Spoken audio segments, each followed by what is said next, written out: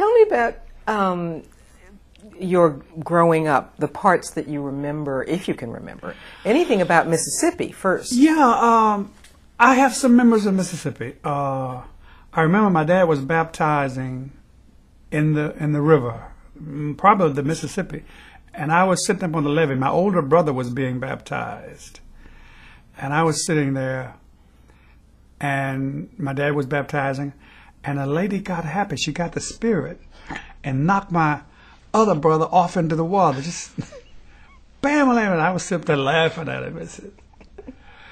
And I remember a lot of preachers coming to our home. There was always somebody at our home. I remember somebody was killed in our neighborhood near the school.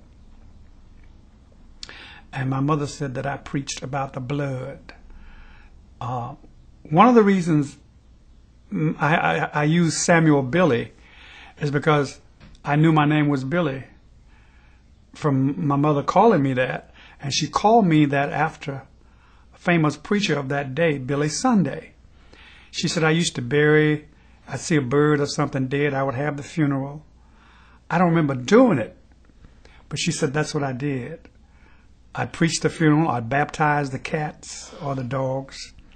Now you were, what, 5, 6, yeah, something like that in there? 4 to 5 years. Was it because you were emulating your father? Because you saw him baptizing people? I'm sure that how I kept coming back to baptism. I was fascinated with that whole process, and that you actually took somebody and buried him in the water. And I was doing the preacher thing at 4 years old, and so she started calling me Billy.